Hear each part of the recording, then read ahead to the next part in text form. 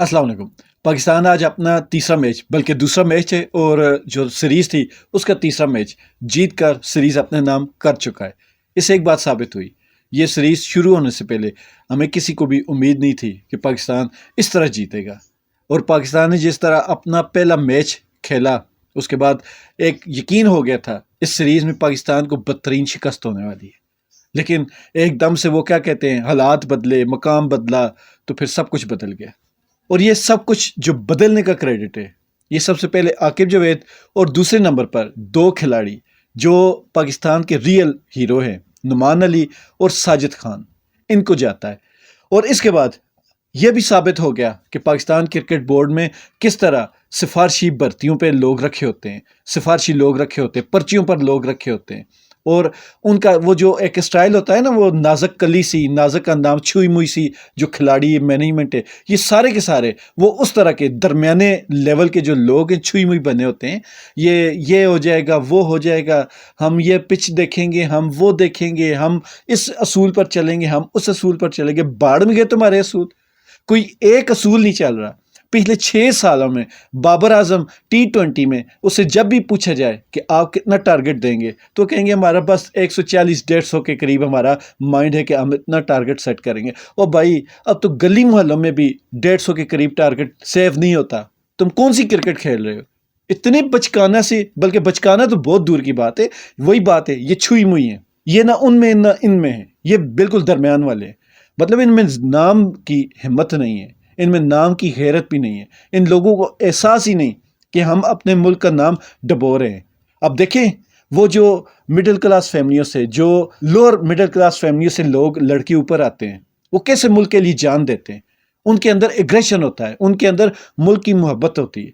आपके पिछले जो हीरो थे, किंग थे, उनको दिखाएं ऐसी एग्रेशन, वो कर सकते हैं। टांगे कांपती हैं उनकी।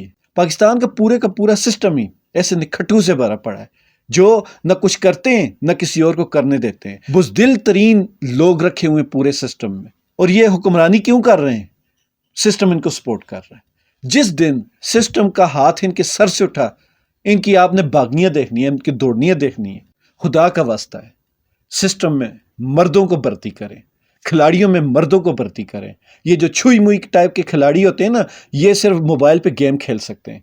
ये मोबाइल की गेम नहीं है। ग्राउंड में 8-8, 10-10 घंटे ग्राउंड में धूप में खड़ा होना पड़ता है, मेहनत करनी पड़ती है। और ये जो छुई मुई ऐसी कमरों में, ऐसी गाड़ियों में घूमने फिरने वाले प्लेयर हैं, ये नहीं कर सकते। पाकिस्तान की, बल्कि पाकिस्तान के किसी भी खेल की हिस्ट्री उठाकर देख लें, जब तक उस खेल में जो मिडिल क्लास या लोअर मिडिल क्लास के लड़के ऊपर आते रहे, उन्होंने पाकिस्तान का नाम रोशन किया।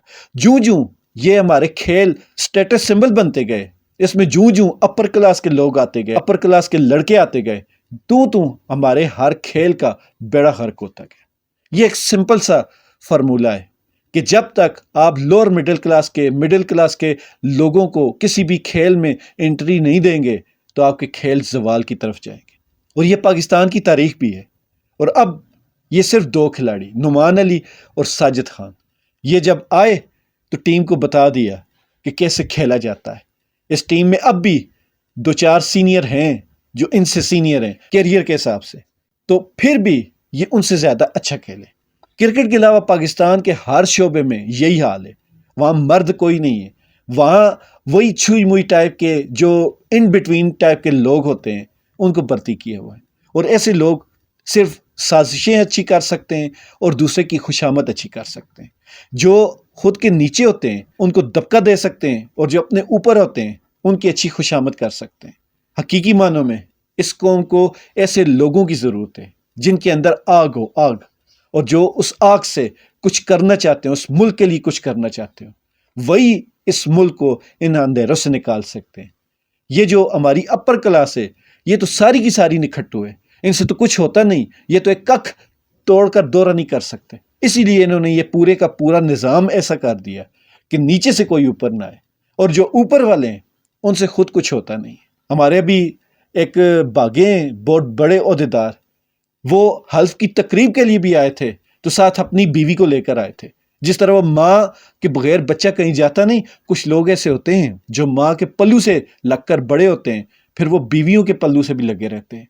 तो वो हमारे बहुत बड़े ओहदेदार, पहली बार ऐसी हिस्ट्री में पहली बार हुआ کہ وہ اپنی تقریب میں، علف برداری تقریب میں اپنی بیوی کو ساتھ لے کر آئے۔